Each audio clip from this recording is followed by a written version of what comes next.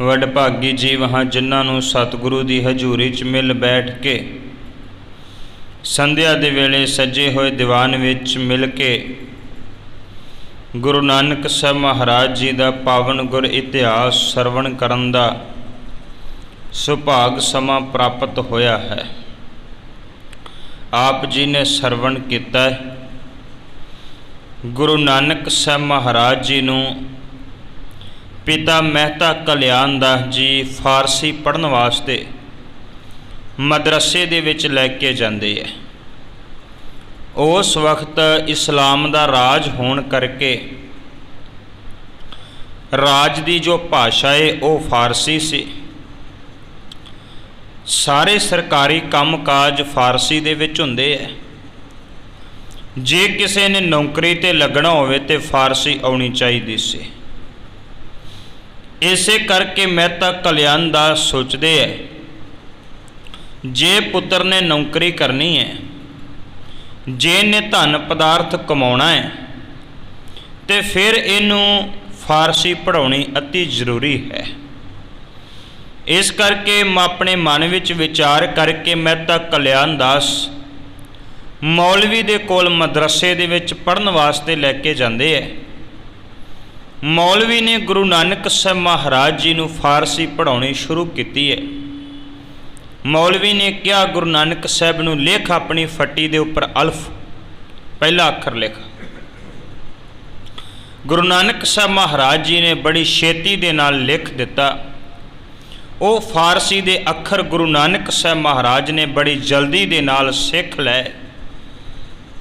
सिखण तो बाद चारे पासे गुरु नानक साहब महाराज की चर्चा चल पई भी जो काम जो कारज गुरु नानक साहब महाराज ने छोटी उम्र विच कर विखाया ये कोई कर नहीं सकता। मेहता कल्याण दास भी बड़े प्रसन्न हुए। फिर अचानक की हुंदा है कि मेहता कल्याण दास जी देखते की है कि गुरु नानक साहब महाराज बड़े उदासी दे विच है। किसी नाल गल भी नहीं करते, किसी नाल बोलते भी नहीं। पिंड तो बाहर वार एक दरखत के थले ऊपर कोई चादर तान के सुते रहिंदे है ते चुप करके तुरते है, चुप करके जाके बैठ जाते हैं। किसी नाल कोई बहुती गलबात भी नहीं करते। पुत्र नूं उदास वेख के मेहता कल्याण दास जी हैरान भी हुंदे है, उदास भी हुंदे है, परेशान भी हुंदे है भी ये बन के रहा है। फिर एक दिन मौलवी दे कोल जाके आखदे कहंदे मौलवी जी की पढ़ाता मेरे पुत्र नूं? वो तो किसी नाल गल ही नहीं करता, वो किसी नाल बोलदा ही नहीं है। आखिर तुसीं उहनूं कर की दिता है, किहो जी उहनूं विद्या पढ़ाती है? मौलवी जिहड़ा गुरु नानक साहब महाराज जी नूं वेखण वास्ते मेहता कल्याण दास जी दे नाल ही आ जांदा है। साडे घरां दा सुभाअ है भी जदों किते बच्चा किते आखे ना लगे, कोई काम ना करदा होवे, किसी दी गल ना मनदा होवे, उदासी च रहिंदा होवे जां बीमार हो जे ते छेती ना असीं फतवा जारी कर दिंदे भी इहदे ते भूत दा छाया है। मेहता कल्याण दास भी आखदे कहंदे मौलवी जी लगदा कोई भूत भात जिहा चंबड़ गया है। मौलवी गुरु नानक साहब नूं जदों देखण आउंदा है ते गुरु नानक साहब वाकई एक दरखत के थले लम्मे पे ने, उपर उन्हें चादर ताणी है। मौलवी ने आन के गुरु नानक साहब महाराज नूं आवाज़ दे के आख्या भी हे श्रेष्ठ बालक नानक जी ये की कर रहे हो? चुप दा कारण की है? उठो तुसीं आ देखो सारे लोग तुहानूं सुनन वास्ते आए है। अपने बचन बलास करो, तुसीं कोई उपदेश दिओ। ये जिहड़ी चुप है तुहाडे मुख तो चंगी नहीं लगदी। ते फिर भी गुरु नानक साहब महाराज ने अगों कोई उत्तर नहीं दिता। मौलवी गुरु नानक साहब महाराज नूं की कह रहा है, सतगुरु अगों की कहणगे? इस इतिहास की लड़ी नूं जो कवि संतोख सिंह दर्शा रहे ने, इस दे नाल जुड़न वास्ते आप समूह संगत एक बार रसना तो उच्चारण करियो। सारे आखियो जी सतनाम वाहे गुरु साहिब जी।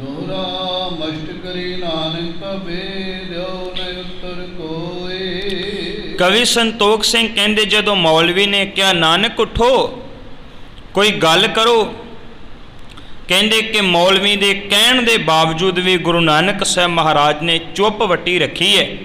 ਉਹਨਾਂ ਨੇ ਅੱਗੋਂ ਕੋਈ ਉੱਤਰ ਨਹੀਂ ਦਿੱਤਾ। ਦੀਨ ਭਿਓ ਮੁੱਲਾ ਹਿਰਦੇ ਬਹੁਰ ਬਚਨ ਬਗੋਏ। ਕਵੀ ਸੰਤੋਖ ਸਿੰਘ ਦਰਸਾ ਰਹੇ ਕਹਿੰਦੇ ਫਿਰ ਮੌਲਵੀ ਨੇ ਨਾ ਬੜੇ ਨਿਮਰਤਾ ਦੇ ਨਾਲ ਬੜੇ ਪਿਆਰ ਦੇ ਨਾਲ ਝੁਕ ਕੇ ਦੁਬਾਰਾ ਫਿਰ ਆਪਣੇ ਮੁਖ ਤੋਂ ਉਹ ਬੋਲਿਆ ਹੈ। ਆਏ ਪਰ ਸੋਈਆ ਆਏ ਕਰੇ ਨਰ ਪਾਸ ਜਿਤੇ ਤਵ ਬੈਨ ਸੁਨੇ ਮਨ ਚਾਹੇ। ਕਵੀ ਸੰਤੋਖ ਸਿੰਘ ਜੀ ਦਰਸਾ ਰਹੇ ਨੇ ਕਹਿੰਦੇ ਕਿ ਫਿਰ ਮੌਲਵੀ ਆਖਦਾ ਹੈ, ਕਹਿੰਦਾ ਨਾਨਕ ਜੀ ਆਹ ਦੇਖੋ ਆ ਕਿੰਨੇ ਲੋਕ ਤੁਹਾਡੇ ਸਰਾਣੇ ਖੜੇ ਐ, ਇਹ ਤੁਹਾਡੇ ਬਚਨ ਸੁਣਨ ਵਾਸਤੇ ਖੜੇ ਐ, ਤੁਸੀਂ ਕੁਝ ਬੋਲਣਾ ਕਰੋ। ਆਨੰਦ ਤੇ ਨੇ ਬੋਲਤ ਹੈ ਬਚ ਹੋਵਤ ਰੰਜਨ ਦੇ ਸਭੀ। ਕਹਿੰਦੇ ਜੇਕਰ ਤੁਸੀਂ ਬੋਲਦੇ ਨਹੀਂ ਨਾ ਇਹਨਾਂ ਸਾਰਿਆਂ ਦੇ ਮਨ ਬੜੇ ਦੁਖੀ ਹੋਣਗੇ, ਬੜੇ ਪਰੇਸ਼ਾਨ ਹੋਣਗੇ, ਕਿਉਂਕਿ ਇਹ ਤੇ ਤੁਹਾਡੇ ਇੱਕ ਇੱਕ ਬੋਲ ਨੂੰ ਸੁਣ ਕੇ ਜੀਂਦੇ ਐ, ਤੇ ਜੇ ਤੁਸੀਂ ਬੋਲੋਗੇ ਨਹੀਂ ਤੇ ਇਹਨਾਂ ਦੇ ਮਨ ਤੇ ਕੀ ਬੀਤੇਗੀ। ਮੋਏ ਕਹੇ ਤੁਮ ਬੋਲੋ ਬੋਲ ਸਾਮਾਨੀ ਹਰਾਨੀ ਸੁ ਕੈਸੇ ਕਹੀ। ਕਹਿਣ ਲੱਗੇ ਵੀ ਮੌਲਵੀ ਆਖਦਾ ਏ, ਕਹਿੰਦਾ ਮੇਰੇ ਕਹਿਣ ਤੇ ਬੋਲ ਪਵੋ ਥੋੜਾ ਜਿਹਾ, ਇੰਨੀ ਹੈਰਾਨੀ ਇੰਨੀ ਚੁੱਪ ਇਹ ਚੰਗੀ ਨਹੀਂ ਹੁੰਦੀ, ਮੇਰੇ ਕਹਿਣ ਤੇ ਕੋਈ ਤੇ ਬਚਨ ਤੁਸੀਂ ਜਿਹੜਾ ਉਹ ਕਰਨਾ ਕਰੋ। ਹੋਤ ਖੁਦਾਏ ਉਤੇ ਇੱਕ ਬਾਰ ਵਿਚਾਰ ਕਰੇ ਉਰ ਜੈਸੇ ਅਹੀ। ਕਵੀ ਸੰਤੋਖ ਸਿੰਘ ਆਖਦੇ ਕਹਿੰਦੇ ਆਖਰ ਆਪਾਂ ਕਿਸੇ ਨਾਲ ਕੋਈ ਗੱਲ ਕਰੀਏ ਤੇ ਨਾ ਕੋਈ ਪੇਸ਼ ਜਾਏ ਤੇ ਫਿਰ ਇੱਕੋ ਹੀ ਸਾਡੇ ਮੂੰਹ ਤੇ ਸ਼ਬਦ ਹੁੰਦਾ ਏ ਵੀ ਉਹ ਖੁਦਾ ਦਾ ਵਾਸਤਾ ਹੈ, ਰੱਬ ਦਾ ਵਾਸਤਾ, ਕੁਝ ਤੇ ਦੱਸ।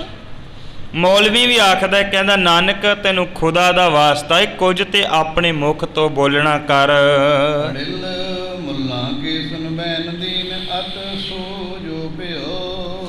ਜਦੋਂ ਗੁਰੂ ਨਾਨਕ ਸਾਹਿਬ ਮਹਾਰਾਜ ਨੇ ਮੁੱਲਾ ਉਸ ਮੌਲਵੀ ਦੇ ਮੁਖ ਤੋਂ ਇਹ ਗੱਲ ਸੁਣੀ ਵੀ ਤੈਨੂੰ ਖੁਦਾ ਦਾ ਵਾਸਤਾ ਹੈ, ਤੇ ਫਿਰ ਇਹ ਜਦੋਂ ਬਚਨ ਗੁਰੂ ਨਾਨਕ ਸਾਹਿਬ ਮਹਾਰਾਜ ਦੇ ਕੰਨਾਂ ਦੇ ਵਿੱਚ ਪਏ ਹਨ।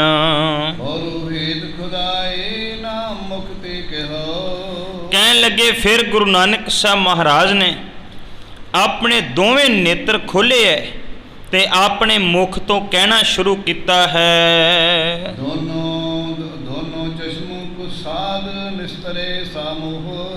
ਕਹਿਣ ਲੱਗੇ ਗੁਰੂ ਨਾਨਕ ਸਾਹਿਬ ਮਹਾਰਾਜ ਨੇ ਨੇਤਰ ਖੋਲ ਕੇ ਸਾਹਮਣੇ ਖੜੇ ਮੁੱਲਾਂ ਵਾਲੇ ਪਾਸੇ ਨੂੰ ਆਪਣਾ ਮੁਖ ਕਰਕੇ ਸਤਿਗੁਰੂ ਜੀ ਕਹਿਣ ਲੱਗੇ ਹਨ।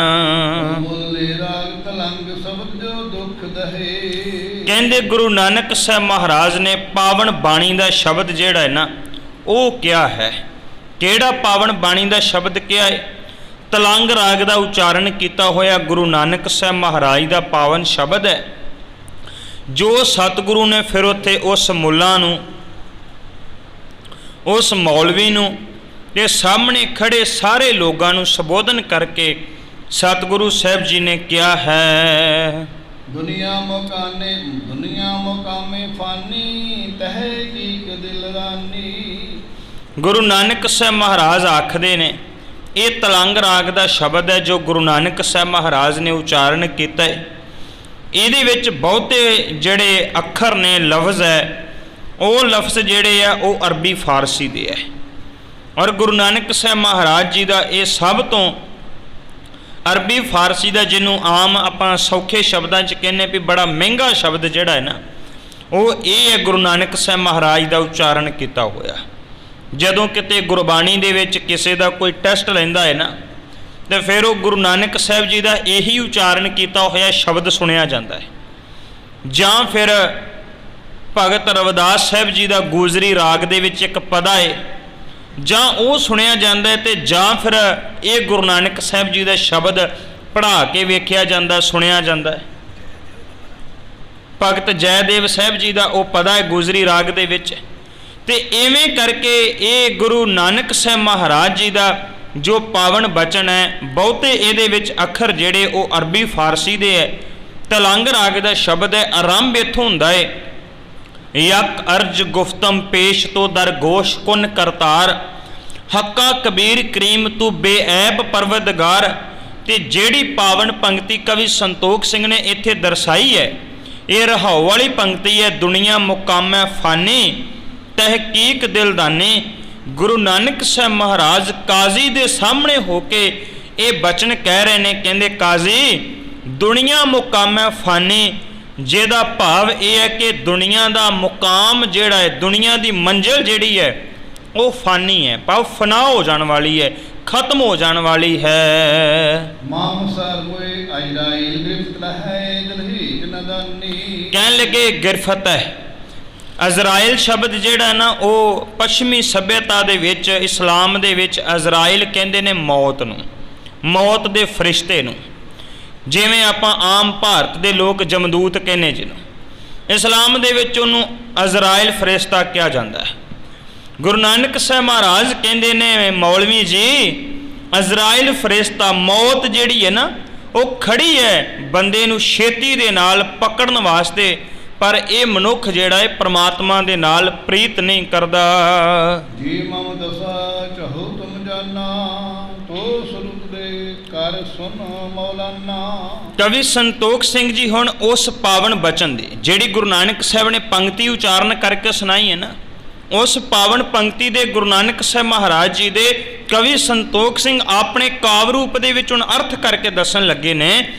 ਕਵੀ ਸੰਤੋਖ ਸਿੰਘ ਕਹਿੰਦੇ ਗੁਰੂ ਨਾਨਕ ਸਾਹਿਬ ਮਹਾਰਾਜ ਨੇ ਕਿਹਾ, ਕਹਿਣ ਲੱਗੇ ਸੁਣੋ ਮੇਰੀ ਹਾਲਤ, ਮੈਂ ਤੁਹਾਨੂੰ ਸਾਰਿਆਂ ਨੂੰ ਸੁਣਾਉਣ ਲੱਗਿਆ, ਧਿਆਨ ਦੇ ਨਾਲ ਸੁਣਨਾ ਕਰਿਓ ਜੇ। ਪਰਮੇਸ਼ਰ ਨਾਮ ਜੋ ਲੀਨੇ ਜਾਤੇ ਤੁਮ ਸੋਇ ਉੱਤਰ ਦਿਨੇ। ਗੁਰੂ ਨਾਨਕ ਸਾਹਿਬ ਮਹਾਰਾਜ ਕਹਿੰਦੇ ਨੇ ਮੌਲਵੀ ਮੈਂ ਤੈਨੂੰ ਤਾਂ ਦੱਸਣ ਲੱਗਿਆ ਕਿਉਂਕਿ ਤੂੰ ਮੈਨੂੰ ਖੁਦਾ ਦਾ ਵਾਸਤਾ ਪਾਇਆ ਹੈ, ਤੂੰ ਮੇਰੇ ਸਾਹਮਣੇ ਰੱਬ ਦੀ ਗੱਲ ਕੀਤੀ ਹੈ।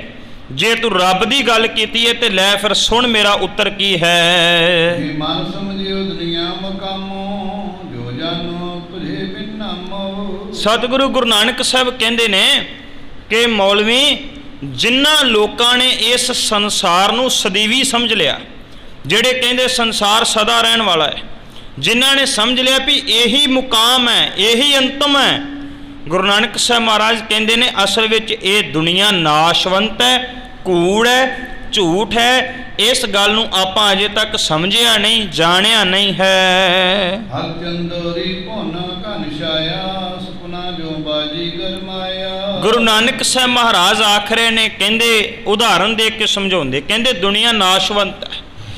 ਮੰਨਿਆ ਜਾਂਦਾ ਆਕਾਸ਼ ਦੇ ਵਿੱਚ ਨਾ ਇੱਕ ਐਸੀ ਇੱਕ ਕਹਿੰਦੇ ਪੁਰੀ ਬਣੀ ਹੋਈ ਹੈ ਜਿਹਨੂੰ ਹਰ ਚੰਦੌਰੀ ਕਹਿੰਦੇ ਹੈ। ਵੈਸੇ ਉਹਦੀ ਘਟਨਾ ਜਿਹੜੀ ਹੈ ਉਹ ਮਿਥਿਹਾਸਕ ਗ੍ਰੰਥਾਂ ਦੇ ਨਾਲ ਜੁੜਦੀ ਹੈ ਵੀ ਹਰੀ ਚੰਦਰ ਰਾਜਾ ਸੀ, ਸਵਰਗ ਤੇ ਚਲਿਆ ਗਿਆ, ਜਦੋਂ ਥੱਲੇ ਆਉਣ ਲੱਗਿਆ ਉੱਥੇ ਰੁਕ ਗਿਆ, ਇਵੇਂ ਕਰਕੇ ਉਹ ਗੱਲ ਬਣਾਈ ਹੋਈ ਹੈ। ਪਰ ਇੱਕ ਸਤਿਗੁਰੂ ਕਹਿ ਰਹੇ ਨੇ, ਕਹਿੰਦੇ ਜਿਵੇਂ ਹਰ ਚੰਦੌਰੀ ਜਿਹੜੀ ਹੈ ਕਿਤੇ ਦਿਸਦੀ ਹੈ ਕਿਤੇ ਅਲੋਪ ਹੋ ਜਾਂਦੀ, ਸਦਾ ਰਹਿਣ ਵਾਲੀ ਨਹੀਂ ਹੈ। ਭਾਈ ਗੁਰਦਾਸ ਸਾਹਿਬ ਨੇ ਵੀ ਕਿਹਾ ਹਰ ਚੰਦੌਰੀ ਦੇਖ ਕੇ ਕਰਦੇ ਪ੍ਰਵਾਸਾ, ਜਿਹੜੇ ਉਹਨੂੰ ਉਹਦੇ ਵੱਲ ਵੇਖ ਕੇ ਸਮਝ ਲੈਣ। ਸੌਖੇ ਸ਼ਬਦਾਂ 'ਚ ਕਹੀਏ ਬੱਦਲ ਚੜ੍ਹ ਕੇ ਆਵੇ ਤੇ ਲੋਕ ਕਹਿਣ ਵੀ ਹੁਣ ਇਹ ਬੱਦਲ ਸਦਾ ਹੀ ਰਹਿਣਾ ਹੈ, ਇਹ ਤੇ ਬੜਾ ਵੱਡਾ ਭੁਲੇਖਾ ਹੈ। ਬੱਦਲ ਆਇਆ ਹੈ, ਮੀਂਹ ਵਰਸੇਗਾ ਤੇ ਬੱਦਲ ਫਿਰ ਅਲੋਪ ਹੋ ਜਾਏਗਾ। ਜਿਵੇਂ ਬੱਦਲ ਸਦਾ ਨਹੀਂ ਰਹਿ ਸਕਦਾ, ਬਾਜੀਗਰ ਦਾ ਸੁਪਨਾ ਜਿਹੜਾ, ਬਾਜੀਗਰ ਜਿਹੜਾ ਉਹ ਕਈ ਤਰ੍ਹਾਂ ਦੇ ਆਪਣੇ ਸਾਂਗ ਵਰਤਾਉਂਦਾ ਹੈ, ਕਈ ਤਰ੍ਹਾਂ ਦੇ ਪਹਿਰਾਵੇ ਪਾ ਕੇ ਕਈ ਤਰ੍ਹਾਂ ਦੇ ਨਾਟਕ ਕਰਦਾ ਹੈ, ਕਈ ਤਰ੍ਹਾਂ ਦੇ ਆਪਣੇ ਰੂਪ ਬਣਾਉਂਦਾ ਹੈ। ਪਰ ਜਦੋਂ ਸਾਰਾ ਤਮਾਸ਼ਾ ਖੇਲ ਖਤਮ ਹੋ ਜਾਂਦਾ ਨਾ ਤਾਂ ਫਿਰ ਉਹੀ ਬਾਜੀਗਰ ਹੈ ਜਿਹੜਾ ਸਾਡੇ ਸਾਹਮਣੇ ਪਹਿਲਾਂ ਤੁਰਿਆ ਫਿਰਦਾ ਹੈ। ਗੁਰੂ ਨਾਨਕ ਸਾਹਿਬ ਮਹਾਰਾਜ ਕਹਿੰਦੇ ਜਿਵੇਂ ਬੱਦਲ ਸਦੀਵੀ ਨਹੀਂ, ਜਿਵੇਂ ਬਾਜੀਗਰ ਦਾ ਉਹ ਰਚਾਇਆ ਹੋਇਆ ਸੰਗਾ ਜਿਹੜਾ ਸਵਾਂਗ ਹੈ ਉਹ ਸਦੀਵੀ ਨਹੀਂ, ਇੱਦਾਂ ਹੀ ਇਹ ਸੰਸਾਰ ਜਿਹੜਾ ਨਾਸ਼ਵੰਤ ਇਹ ਵੀ ਸਦੀਵੀ ਨਹੀਂ ਹੈ।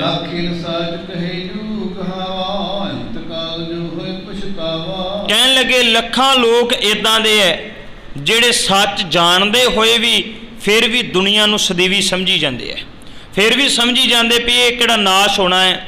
ਗੁਰੂ ਤੇਗ ਬਹਾਦਰ ਸਾਹਿਬ ਮਹਾਰਾਜ ਨੇ ਬੜਾ ਕਮਾਲ ਦਾ ਬਚਨ ਕਿਹਾ। ਮਹਾਰਾਜ ਕਹਿੰਦੇ ਸਾਧੋ ਰਚਨਾ ਰਾਮ ਬਣਾਈ, ਇੱਕ ਬਿਨਸੈ ਇੱਕ ਅਸਥਿਰ ਮਾਨੇ ਚਰਜ ਲਖਿਓ ਨਾ ਜਾਈ। ਕਹਿੰਦੇ ਇੱਕ ਅੱਖਾਂ ਦੇ ਸਾਹਮਣੇ ਬੰਦਾ ਨਾਸ਼ ਹੋ ਰਿਹਾ ਹੈ ਤੇ ਜਿਹੜਾ ਉਹਦੇ ਸਾਰੀਆਂ ਅੰਤਮ ਕਿਰਿਆਵਾਂ ਕਰਕੇ ਆਇਆ ਨਾ ਉਹ ਫਿਰ ਵੀ ਸਮਝੀ ਜਾਂਦਾ ਮੈਂ ਥੋੜੀ ਜਾਣਾ। ਕਹਿੰਦਾ ਸਤਿਗੁਰੂ ਕਹਿੰਦੇ ਸਾਰਿਆਂ ਨੂੰ ਸਮਝ ਵੀ ਆ ਜੇ ਪਰ ਫਿਰ ਵੀ ਉਹ ਇਸ ਸੰਸਾਰ ਨੂੰ ਪਕੜ ਕੇ ਰੱਖਦੇ, ਛੱਡਦੇ ਨਹੀਂ। ਜੇ ਸੱਚ ਹੈ ਫਿਰ ਅੰਤਮ ਸਮਾਂ ਇੱਦਾਂ ਦਾ ਆਉਂਦਾ ਏ ਜਦੋਂ ਅੰਤ ਮਨੁੱਖ ਨੂੰ ਨਾਸ਼ ਹੋਣਾ ਪੈਂਦਾ ਹੈ। ਜੋ ਜਾਣੇ ਮਿਥਿਆ ਭਾਸੀ, ਸੋ ਤਿਨ ਕੇ ਨਹਿ ਹੋਏ ਵਿਸਵਾਸੀ। ਸਤਿਗੁਰੂ ਫਿਰ ਅਗਲੀ ਗੱਲ ਕਹਿੰਦੇ, ਗੁਰੂ ਨਾਨਕ ਸਾਹਿਬ ਮਹਾਰਾਜ ਉਸ ਮੌਲਵੀ ਨੂੰ ਸਮਝਾ ਰਹੇ, ਕਹਿੰਦੇ ਮੌਲਵੀ ਜੀ, ਜਿਹੜਾ ਬੰਦਾ ਇਹ ਗੱਲ ਸਮਝਾਉਣ ਦਾ ਯਤਨ ਕਰੇ ਨਾ ਵੀ ਸੰਸਾਰ ਨਾਸ਼ਵੰਤ ਹੈ, ਲੋਕ ਉਹਦੇ ਤੇ ਯਕੀਨ ਨਹੀਂ ਕਰਦੇ, ਲੋਕ ਉਹਦੀ ਗੱਲ ਮੰਨਣ ਨੂੰ ਤਿਆਰ ਹੀ ਨਹੀਂ ਹੁੰਦੇ। ਉਹ ਕਹਿੰਦੇ ਐਵੇਂ ਆਖੀ ਜਾਂਦਾ ਹੈ, ਕੋਈ ਸੱਚ ਦੀ ਗੱਲ ਕਰਕੇ ਸੁਣਾਵੇਂ, ਕੋਈ ਨਹੀਂ ਸੁਣਨ ਵਾਸਤੇ ਤਿਆਰ ਹੁੰਦਾ। ਉਹ ਕਹਿੰਦਾ ਐਵੇਂ ਮਾਰਦਾ, ਮੈਂ ਥੋੜੀ ਕਿਤੇ ਚੱਲਿਆ, ਮੈਂ ਤਾਂ ਸਦੀਵੀ ਰਹਿਣ ਵਾਲਾ ਹਾਂ। ਆਤੇ ਜਗਤ ਪਦਾਰਥ ਪ੍ਰੀਤਾ, ਹੋ ਨਾ ਕਰੇ ਜੋ ਹੋਏ ਵਿਪਰੀਤਾ। ਸਤਿਗੁਰੂ ਕਹਿੰਦੇ ਨੇ ਮੌਲਵੀ, ਇਸੇ ਕਰਕੇ ਮੈਂ ਸੰਸਾਰ ਦੇ ਪਦਾਰਥਾਂ ਦੇ ਨਾਲ ਪ੍ਰੀਤ ਨਹੀਂ ਕਰਦਾ, ਕਿਉਂਕਿ ਮੈਨੂੰ ਪਤਾ ਹੈ ਇਹ ਸੰਸਾਰ ਨਾਸ਼ਵੰਤ ਹੈ, ਪਦਾਰਥ ਨਾਸ਼ਵੰਤ ਹੈ, ਇਹ ਸਦਾ ਰਹਿਣ ਵਾਲੇ ਨਹੀਂ ਹੈ। ਉਹ ਵੱਖਰੇ ਲੋਕ ਹਨ ਜਿਹੜੇ ਸੰਸਾਰ ਦੇ ਪਦਾਰਥਾਂ ਨੂੰ ਹੀ ਸਾਰਾ ਕੁਝ ਸਮਝ ਕੇ ਬੈਠ ਜਾਂਦੇ ਹਨ। ਸਿਰ ਪਰ ਡਰਨਿਤ ਆਜਾ ਹੀਲਾ, ਗਏ ਨਾ ਜਾਵੇ ਜੋ ਬਿਨ ਦੀਲਾ। ਗੁਰੂ ਨਾਨਕ ਸਾਹਿਬ ਮਹਾਰਾਜ ਕਹਿੰਦੇ ਨੇ ਮੌਲਵੀ ਜੀ, ਹਰ ਬੰਦੇ ਦੇ ਸਿਰ ਤੇ ਮੌਤ ਦਾ ਡਰ ਜਿਹੜਾ ਉਹ ਘੁੰਮਦਾ ਪਿਆ ਹੈ। ਹਰ ਬੰਦੇ ਨੂੰ ਮੌਤ ਦਾ ਡਰ ਲੱਗਿਆ ਪਿਆ ਹੈ ਤੇ ਆਖਰਕਾਰ ਉਹ ਮੌਤ ਇੱਕ ਦਿਨ ਆਣ ਕੇ ਬੰਦੇ ਨੂੰ ਪਕੜ ਵੀ ਲੈਂਦੀ ਹੈ। ਆਸ ਡਰ ਧਨ ਕਰ ਹੈ ਉਰਮਾਹੀ, ਭਾਵ ਵਿਵਹਾਰ ਹੋਤ ਹਿਤ ਨਾਹੀ। ਕਹਿੰਦੇ ਜਿਹੜਾ ਬੰਦਾ ਫਿਰ ਆਪਣੇ ਮਨ ਵਿੱਚ ਮੌਤ ਦਾ ਡਰ ਰੱਖਦਾ ਨਾ, ਫਿਰ ਉਹ ਸੰਸਾਰ ਦੇ ਇਹਨਾਂ ਕੰਮਾਂ ਦੇ ਨਾਲ, ਸੰਸਾਰ ਦੇ ਇਹਨਾਂ ਪਦਾਰਥਾਂ ਦੇ ਨਾਲ ਇਹ ਝੂਠੀ ਜੀ ਪ੍ਰੀਤ ਨਹੀਂ ਪਾਉਂਦਾ।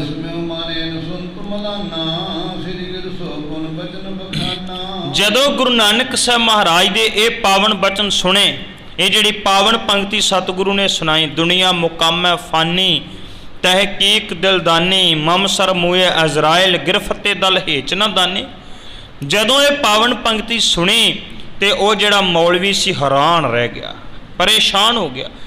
ਇੰਨੀ ਸਿਆਣਪ ਦੀ ਗੱਲ, ਇੰਨੇ ਗਿਆਨ ਦੀ ਗੱਲ ਇਹ ਗੁਰੂ ਜੀ, ਗੁਰੂ ਨਾਨਕ ਸਾਹਿਬ ਮਹਾਰਾਜ ਕਹਿ ਰਹੇ ਜਿਹੜੇ ਬਾਲ ਉਮਰ ਦੇ ਵਿੱਚ ਹਨ।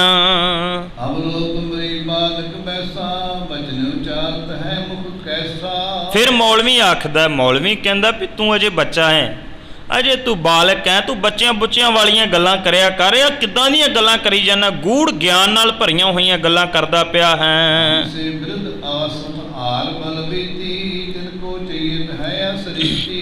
ਉਹ ਜਿਹੜਾ ਮੌਲਵੀ ਉਹ ਕਹਿੰਦਾ ਨਾਨਕ ਤੂੰ ਅਜੇ ਬੱਚਾ, ਇੱਦਾਂ ਦੀਆਂ ਗਿਆਨ ਦੀਆਂ ਗੱਲਾਂ ਨਾ ਕਰ, ਇੱਦਾਂ ਦੀਆਂ ਗਿਆਨ ਦੀਆਂ ਗੱਲਾਂ ਅਸੀਂ ਕਰ ਸਕਦੇ ਹਾਂ, ਅਸੀਂ ਬੁੱਢੇ ਹੋ ਗਏ, ਹੁਣ ਬਜ਼ੁਰਗ ਹੋ ਗਏ ਹਾਂ, ਇਹ ਸਿਆਣੀਆਂ ਮਰਨ ਮੁਰਨ ਦੀਆਂ ਗੱਲਾਂ ਅਸੀਂ ਕਰੀਏ ਤੇ ਵੱਖਰੀ ਗੱਲ ਹੈ। ਆ ਤੂੰ ਬਚਪਨ ਦੇ ਵਿੱਚ, ਤੂੰ ਬਿਲਕੁਲ ਬਾਲਪਨ ਦੇ ਵਿੱਚ ਹੀ ਉਹ ਗੱਲਾਂ ਕਰੀ ਜਾਂਦਾ ਹੈ ਜਿਹੜੀਆਂ ਸਿਆਣੀਆਂ ਤੇ ਸਿਆਣਪ ਵਾਲੀਆਂ ਗੱਲਾਂ ਬਜ਼ੁਰਗ ਹਾਲਤ ਵਿੱਚ ਜਾ ਕੇ ਕਰਨੀਆਂ ਚਾਹੀਦੀਆਂ ਨੇ। ਕਹਿਣ ਲੱਗੇ ਤੂੰ ਅਜੇ ਬਾਲਕ ਹੈ, ਤੂੰ ਅਜੇ ਇੱਦਾਂ ਦੀ ਚਿੰਤਾ ਨਾ ਕਰਿਆ ਕਰ, ਤੂੰ ਅਜੇ ਖੇਡਿਆ ਕਰ, ਤੇਰੀ ਉਮਰ ਅਜੇ ਖੇਡਣ ਦੀ ਹੈ, ਇਸ ਕਰਕੇ ਆਹ ਵਾਲੀਆਂ ਚਿੰਤਾ ਵਾਲੀਆਂ ਗੱਲਾਂ ਤੂੰ ਨਾ ਕਰਿਆ ਕਰ, ਤੈਨੂੰ ਕਰਨੀਆਂ ਵੀ ਨਹੀਂ ਚਾਹੀਦੀਆਂ।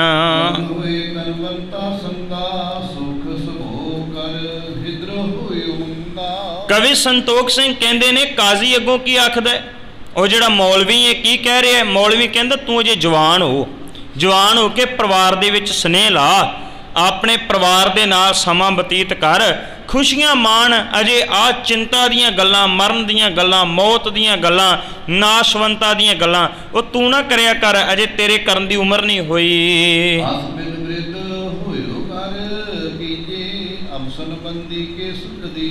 ਕਹਿਣ ਲੱਗਿਆ ਆਹ ਜਿਹੜੀਆਂ ਗੱਲਾਂ ਤੂੰ ਕਰ ਰਿਹਾ ਨਾ ਗਿਆਨ ਦੀਆਂ, ਨਹੀਂ ਉਦੋਂ ਕਰੀ ਜਦੋਂ ਤੂੰ ਬਜ਼ੁਰਗ ਹੋ ਜਾਏਗਾ, ਤੇ ਜਦੋਂ ਬਜ਼ੁਰਗ ਹੋ ਗਿਆ ਨਾ ਫਿਰ ਇਦਾਂ ਦੀਆਂ ਗੱਲਾਂ ਕਰੀ ਜਾਈ। ਅਜੇ ਸੁੱਖ ਮਾਣ, ਸੁੱਖ ਅਜੇ ਤੇਰਾ ਉਮਰ ਜਿਹੜੀ ਉਮਰ ਹੈ ਨਾ ਉਹ ਸੁੱਖ ਮੰਨਣ ਦੀ ਹੈ। ਜਦੋਂ ਗੁਰੂ ਨਾਨਕ ਸਾਹਿਬ ਮਹਾਰਾਜ ਨੇ ਉਸ ਮੌਲਵੀ ਦੇ ਮੂੰਹ ਤੋਂ ਇਹ ਗੱਲਾਂ ਸੁਣੀਆਂ, ਜਿਹੜੀਆਂ ਗੱਲਾਂ ਬੜੀਆਂ ਬੇਮੁਖਤਾਈ ਵਾਲੀਆਂ, ਜਿਹੜੀਆਂ ਗੱਲਾਂ ਪਦਾਰਥਾਂ ਦੇ ਵਿੱਚ ਖਿੱਚ ਕੇ ਲੈ ਜਾਣ ਵਾਲੀਆਂ ਤੇ ਪ੍ਰਮਾਤਮਾ ਨਾਲੋਂ ਤੋੜਨ ਵਾਲੀਆਂ, ਜਦੋਂ ਗੁਰੂ ਨਾਨਕ ਸਾਹਿਬ ਨੇ ਇਹ ਸਾਰਾ ਕੁਝ ਸੁਣਿਆ ਹੈ,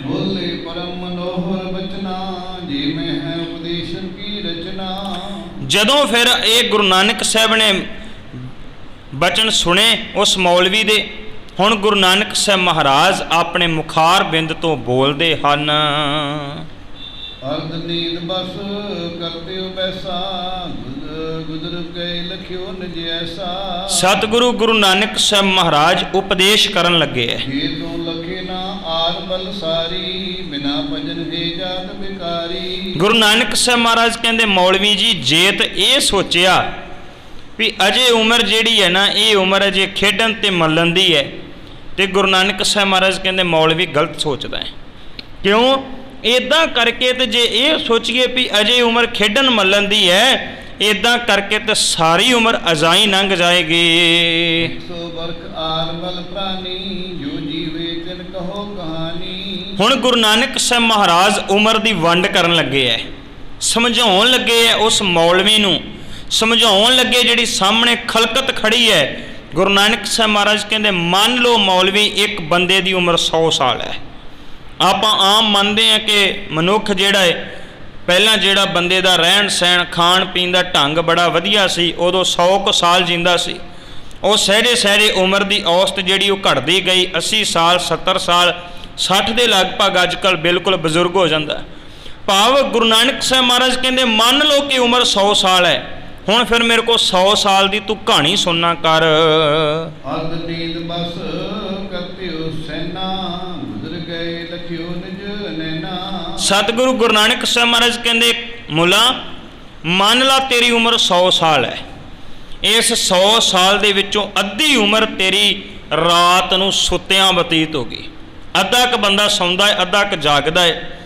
ਗੁਰੂ ਨਾਨਕ ਸਾਹਿਬ ਮਹਾਰਾਜ ਕਹਿੰਦੇ ਵੀ ਤੇਰੀ 100 ਸਾਲ ਦੇ ਵਿੱਚੋਂ 50 ਸਾਲ ਉਮਰ ਜਿਹੜੀ ਹੈ ਨਾ ਉਹ ਤੇ ਸੁੱਤਿਆਂ ਲੰਘ ਗਈ ਤੇ ਉਹ ਅਜਾਈ ਗਵਾਚ ਗਈ ਹੈ। 15 वर्ष तीक आज अनजाना बाल बने मैं कई बेरहाना। ਗੁਰੂ ਨਾਨਕ ਸਾਹਿਬ ਮਹਾਰਾਜ ਕਹਿੰਦੇ ਮੁੱਲਾ ਅਗਲੀ ਗੱਲ ਸੁਣ, 15 ਸਾਲ ਤੱਕ ਮੰਨ ਲਾ ਵੀ 15 ਸਾਲ ਤੱਕ ਬੱਚਾ ਹੈ, ਬਾਲਪਨ ਹੈ, ਉਹ 15 ਸਾਲ ਉਹਦੇ ਖੇਡ ਕੇ ਐਦਾਂ ਉੱਦਾਂ ਦੇ ਸਮੇਂ ਦੇ ਵਿੱਚ ਹੀ ਗੁਜ਼ਰ ਜਾਂਦੇ ਹੈ। ਕੋਈ ਸਮਾਂ ਪੜ੍ਹਨ 'ਤੇ ਲੰਘ ਗਿਆ, ਕੁਝ ਖੇਡਣ 'ਤੇ ਲੰਘ ਗਿਆ। 15 ਸਾਲ ਗੁਰੂ ਨਾਨਕ ਸਾਹਿਬ ਮਹਾਰਾਜ ਕਹਿੰਦੇ ਉਹ ਵੀ ਬਚਪਨ ਦੇ ਵਿੱਚ ਗੁਜ਼ਰ ਗਏ ਹਨ। 80 बरखे जे तेज वदे है लोचन दिखे न सुरन सुने है। ਗੁਰੂ ਨਾਨਕ ਸਾਹਿਬ ਮਹਾਰਾਜ ਕਹਿੰਦੇ ਮੁੱਲਾ ਹੁਣ ਅਗਲੀ ਗੱਲ ਵੀ ਸੁਣ ਲਈ, ਜਦੋਂ ਬੰਦੇ ਦੀ ਉਮਰ ਹੋ ਜਾਂਦੀ ਵੱਡੀ ਤੇ 80 ਸਾਲਾਂ ਤੋਂ ਬਾਅਦ ਨਾ ਤੇ ਉਹਨੂੰ ਚੰਗੀ ਤਰ੍ਹਾਂ ਸੁਣਦਾ ਏ ਤੇ ਨਾ ਉਹਨੂੰ ਚੰਗੀ ਤਰ੍ਹਾਂ ਦਿਸਦਾ ਏ। ਇਸ ਕਰਕੇ 80 ਤੋਂ ਉੱਪਰਲਾ ਸਮਾਂ ਜਿਹੜਾ ਉਹ ਵੀ ਅਜਾਈ ਲੰਘ ਗਿਆ ਹੈ। व्याकुलता इंद्रिन की सुध न सके संभार। ਸਤਿਗੁਰੂ ਕਹਿੰਦੇ ਉਸ ਬਜ਼ੁਰਗ ਹਾਲਤ ਦੇ ਵਿੱਚ ਨਾ ਉਹ ਬੰਦਾ ਬੜਾ ਵਿਆਕੁਲ ਹੋ ਜਾਂਦਾ ਏ, ਉਹਨੂੰ ਆਪਣੇ ਆਪ ਦੀ ਸੋਝੀ ਨਹੀਂ ਰਹਿੰਦੀ, ਆਪਣਾ ਵੀ ਚੰਗੀ ਤਰ੍ਹਾਂ ਦੇ ਨਾਲ ਉਹ ਆਪਣੇ ਸਰੀਰ ਨੂੰ ਵੀ ਚੰਗੀ ਤਰ੍ਹਾਂ ਸਾਂਭ ਨਹੀਂ ਸਕਦਾ। क्रिया करनी कठन तब कासहार होए पुरधार। ਕਹਿਣ ਲੱਗੇ ਕਿ ਸਰੀਰ ਦੀਆਂ ਕਿਰਿਆਵਾਂ ਕਰਨੀਆਂ ਜਿਹੜੀਆਂ ਨਾ ਉਹ ਵੀ ਉਹਦੇ ਵਾਸਤੇ ਕਠਿਨ ਹੁੰਦੀਆਂ, ਸਰੀਰ ਬਜ਼ੁਰਗ ਹੋ ਜਾਂਦਾ ਹੈ। ਸਤਿਗੁਰੂ ਦੀ ਬਾਣੀ ਨੇ ਕਿਹਾ, ਕਹਿਣ ਲੱਗੇ ਨੈਨੋ ਨੀਰ ਬਹਿ ਤਨ ਖੀਨਾ ਭੈ ਕੇਸ ਦੁੱਧਵਾਨੀ ਰੂਦਾ ਕੰਠ ਸ਼ਬਦ ਨਹੀਂ ਉਚਰੇ ਅਬ ਕਿਆ ਕਰੇ ਪ੍ਰਾਣੇ। ਉਹਦੀ ਹਾਲਤ ਇਦਾਂ ਦੀ ਹੋ ਜਾਂਦੀ, ਬੜਾ ਕਮਜ਼ੋਰ ਸਰੀਰ ਹੋ ਜਾਂਦਾ ਹੈ। ਪਈ ਕੁਸ਼ਕ ਰਹੇ ਬਿਨਤੀ ਕੁਸ਼ਕ ਕਹੇ ਤਿਨ ਕੀ ਸੋਨਾ ਗਿਣਤੀ ਸੋ ਬਲਤੀ ਤੇ ਬਿਨ ਹਰ ਬਿਨਤੀ। ਸਤਿਗੁਰੂ ਗੁਰੂ ਨਾਨਕ ਸਾਹਿਬ ਮਹਾਰਾਜ ਕਹਿੰਦੇ ਮੁੱਲਾ ਹੁਣ ਸੁਣ, 50 ਮੰਨ ਲਾ 100 ਸਾਲ ਦੇ ਵਿੱਚੋਂ ਅੱਧੀ ਉਮਰ ਤੇਰੀ ਲੰਘ ਗਈ ਹੈ ਸੁੱਤਿਆਂ, 20 ਸਾਲ 15 ਸਾਲ ਜਿਹੜੇ ਉਹ ਲੰਘੇ ਬਚਪਨ ਦੇ ਵਿੱਚ, 80 ਤੋਂ ਉੱਪਰਲੇ ਵੀ ਲੰਘ ਗਈ ਅਜਾਈ।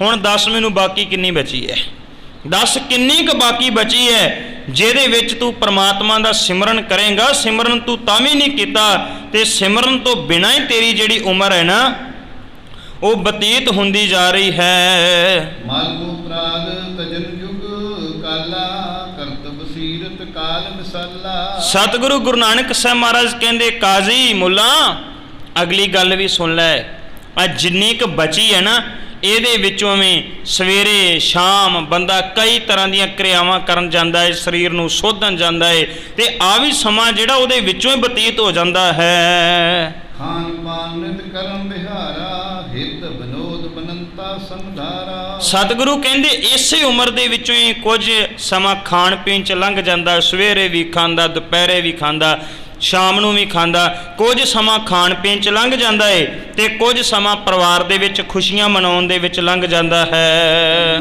ਪਾਏ ਜੁਦਰ ਪਾਵਨਾ ਅਲਜ ਅਸੁਭ ਸੁਭ ਕਰਮ ਕਵਾਮਨਾ। ਸਤਿਗੁਰੂ ਕਹਿੰਦੇ ਨੇ ਮੁੱਲਾ, ਕੁਝ ਸਮਾਂ ਬੰਦੇ ਦਾ ਇਦਾਂ ਬਤੀਤ ਹੋ ਜਾਂਦਾ ਹੈ ਧਨ ਪਦਾਰਥ ਦੇ ਵਿੱਚ, ਮਾਇਆ ਦੇ ਵਿੱਚ ਖਿੱਚਤ ਹੋ ਕੇ ਕੁਝ ਸਮਾਂ ਇਦਾਂ ਬਤੀਤ ਹੋ ਜਾਂਦਾ ਬੰਦੇ ਦੇ ਮੰਦੇ ਕਰਮ ਕਰਦਿਆਂ, ਮਾੜੇ ਕਰਮ ਜਿਹੜੇ ਦਿਨ ਰਾਤ ਬੰਦਾ ਲੱਗਾ ਰਹਿੰਦਾ ਹੈ। ਸਤਿਗੁਰੂ ਕਹਿਣ ਲੱਗੇ, ਕਹਿੰਦੇ ਐਦਾਂ ਕਰਕੇ ਵੀ ਉਮਰ ਜਿਹੜੀ ਉਹ ਲੰਘਦੀ ਜਾ ਰਹੀ ਹੈ। ਸਤਿਗੁਰੂ ਕਹਿੰਦੇ ਕਾਜ਼ੀ ਮੁੱਲਾ, ਦੇਖ ਆ ਵੀ ਸਮਾਂ ਲੰਘਦਾ ਏ ਜਿਹੜਾ ਆਪਣੇ ਪਰਿਵਾਰ ਦੇ ਨਾਲ ਲਾਡ ਲਡਾਉਂਦਿਆਂ ਦਿਨ ਰਾਤ ਮੋਹ ਦੇ ਵਿੱਚ ਫਸਿਆ ਹੋਇਆ ਬੰਦਾ, ਇਹ ਵੀ ਉਮਰ ਜਿਹੜੀ ਹੈ ਇਦਾਂ ਹੀ ਪ੍ਰਮਾਤਮਾ ਦੇ ਨਾਮ ਤੋਂ ਬਿਨਾਂ ਅਜ਼ਾਈ ਗਵਾਚਦੀ ਜਾ ਰਹੀ ਹੈ। ਸਤਿਗੁਰੂ ਕਹਿੰਦੇ ਸਾਰੀ ਉਮਰ ਤੇ ਫਿਰ ਐਦਾਂ ਹੀ ਲੰਘ ਗਈ ਮੁੱਲਾ ਜੀ।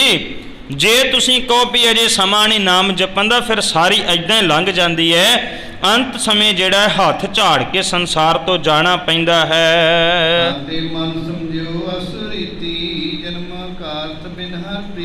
ਸਤਿਗੁਰੂ ਕਹਿੰਦੇ ਜੇ ਹਿਸਾਬ ਕਿਤਾਬ ਲਾ ਕੇ ਵੇਖੇਗਾ ਨਾ ਤੇ ਫਿਰ ਪ੍ਰਮਾਤਮਾ ਦੀ ਪ੍ਰੀਤੀ ਤੋਂ ਬਿਨਾਂ ਇਹ ਸਾਰਾ ਜਨਮ ਵਿਅਰਥ ਜਾ ਰਿਹਾ ਹੈ।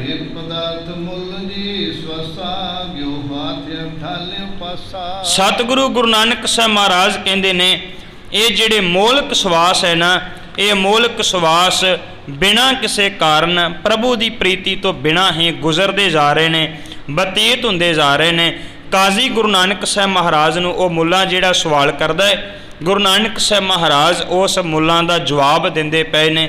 ਸਤਿਗੁਰੂ ਗੁਰੂ ਨਾਨਕ ਸਾਹਿਬ ਦਾ ਤਲੰਗ ਰਾਗ ਦਾ ਉਚਾਰਨ ਕੀਤਾ ਇਹ ਪਾਵਨ ਸ਼ਬਦ ਹੈ, ਜਿਹਦੇ ਰਾਹੀਂ ਸਤਿਗੁਰੂ ਨੇ ਪਾਵਨ ਪਵਿੱਤਰ ਉਪਦੇਸ਼ ਜਿਹੜਾ ਹੈ ਉਹ ਜਿੱਥੇ ਉਸ ਮੁੱਲਾਂ ਨੂੰ, ਉੱਥੇ ਨਾਲ ਹੀ ਖੜੇ ਸਾਰੇ ਪਿੰਡ ਦੇ ਨਗਰ ਨਿਵਾਸੀਆਂ ਨੂੰ ਇਹ ਪਾਵਨ ਉਪਦੇਸ਼ ਜਿਹੜਾ ਹੈ ਉਹ ਦ੍ਰਿੜ ਕਰਵਾਇਆ ਹੈ।